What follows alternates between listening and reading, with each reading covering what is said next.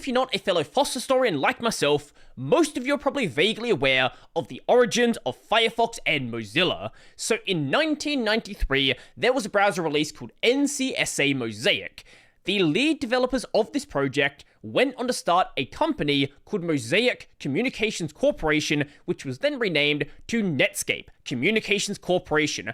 They released a web browser that was incredibly important, the browser that started JavaScript, Netscape Navigator.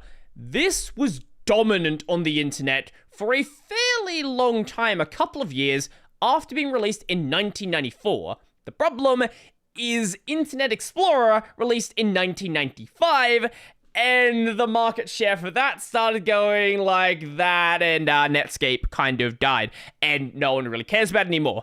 Defaults have always been very powerful, and there's a lot of people out there that are just not going to think past what is just pre-installed on their system. The reason why Chrome became so popular was through some questionable marketing tactics involving Google also owning, the search engine and making it seem like Chrome was the only correct way to use it and other things would break. That's a whole nother story though. At some point, Netscape Communications Corporation was acquired by AOL America Online. And a few years after that, at the height of Netscape's popularity, they decided to open source the Netscape code and also create the Mozilla organization to manage and maintain that project. And with that, Netscape effectively died, but it didn't go away because Firefox, the thing that Netscape was surviving. But the Netscape name was still being handed around to various other companies, and it could still be based off that Mozilla code. So we had things like Netscape 6, Netscape 7. Eventually, they called it Netscape Browser with Netscape 8, and then in Netscape 9, they brought the Netscape Navigator name back with Netscape Navigator 9. But the final update to Netscape Navigator was in 2008. It's proprietary, so nobody can go and fork the project. That was the end of it. But again, the Netscape name, AOL, all of these different things were being passed around to various other companies, and at some point, someone is surely going to do something with it again. And the final update to Netscape Navigator was in 2008, and whilst it was being based on Firefox, it was a proprietary project, so this was the end of Netscape. No more. Yes, people were probably still going to use it because they'd been using it all of that time, not many of them, but the browser is effectively dead now. But the AOL name, the Netscape name, all of these things were still being passed around to various other companies, buying up different companies, and eventually someone was going to do something with it again. And what if I told you that in 2024, there was a Netscape browser available? Not some trick where there's a project calling itself Netscape, but it has nothing to do with it. I mean, maybe not completely up to date, but a modern version of Netscape that I don't think anybody realized even existed. Sort of. Giant grain of salt. Kind of Netscape. It's officially Netscape though, it's just not Netscape that you remember. This was first spotted the other day by Mastodon user MJDXP. So I was browsing isp.netscape.com at 3 AM like a normal girl in her early 20s does when I noticed something weird. What the F is this download browser thing? It downloads a file called AOL Netscape.exe. What is that? That is not a joke. This is the Netscape ISP website. I want to know the last time you actually saw this website. I know it looks like it's from 2006, and that's probably the last time the CSS was updated, but this is a website still being updated. It has modern news on the website. Now, it's not articles being written for the website. If you go to any of these posts, like this random one here, scroll to the bottom, it comes directly from the Associated Press. So I imagine they have a script running in the background that just pulls AP articles and posts them on here. But we're not here to talk about the weirdness of the website. We're here to talk about this. Download browser. Now, I can't run this on Linux. I think you might be able to get it running through Wine. So let's go over to a Windows 10 virtual machine. I think this is the only time I've run Windows in probably the past 4 years. I honestly don't care enough to get this virtual machine running at 1080p, so 1024 by 768 it is. So here we go. Let's see what's going to happen. I'll just cut ahead because I don't want to wait. You probably don't want to see it all waiting, so yeah, I'll be back in a sec. This is the first sign of something weird. Sentry Bay update setup. I'll get into who Sentry Bay is in just a bit. Ooh, that opened quicker than expected. I hate the Windows installation process for any application. It's so stupid. Ever since I've been using Arch, it's just so much nicer how you install applications on Linux. Not having to go through this stupid wizard setup that every application needs to have. Welcome to Netscape Setup, using the actual Netscape logo. Let's go next. License agreement. By clicking I agree, you agree to the terms of service at verizonmedia.com and another one at verizonmedia.com for the privacy policy. If we go and click on those links, this actually goes ahead and redirects you to the Yahoo terms of service, and the same is true for the privacy policy. That might seem weird. Why does it say Verizon Media and then go to Yahoo? I will explain that a bit later. There is a whole mess of companies buying companies. You know what? Let's set it as my default browser. Why not? Also, note this right here. AOL search will be set as the default search engine in the browser. Also, AOL.com will be set as the default homepage and the new tab page.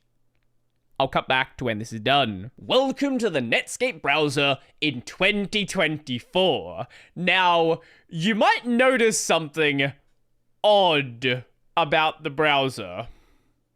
Notably, the window decorations and the header bar here. Let me just make it a little bit more clear.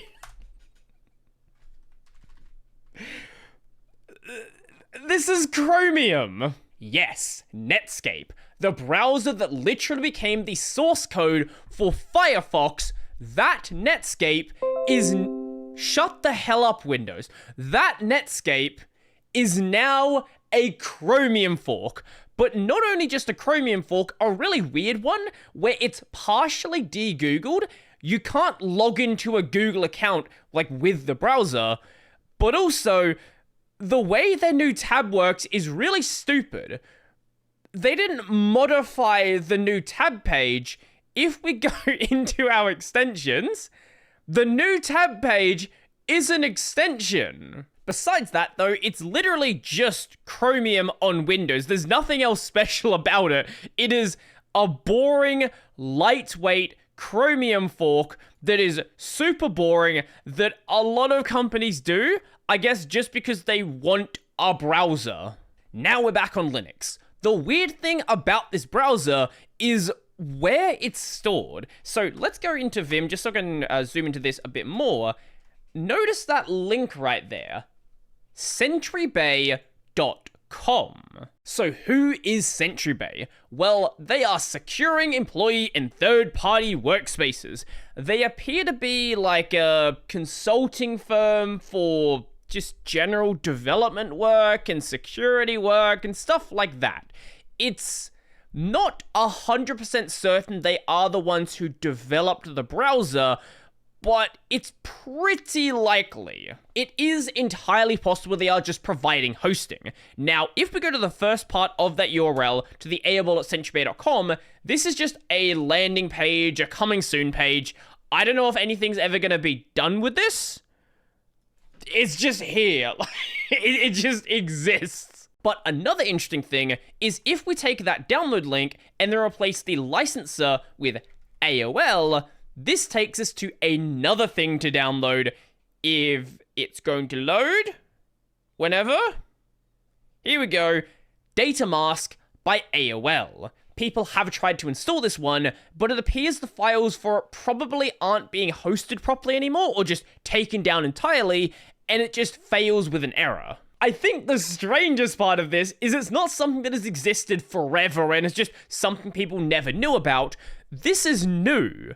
If you go to the web archive, this didn't exist as of, September 10th.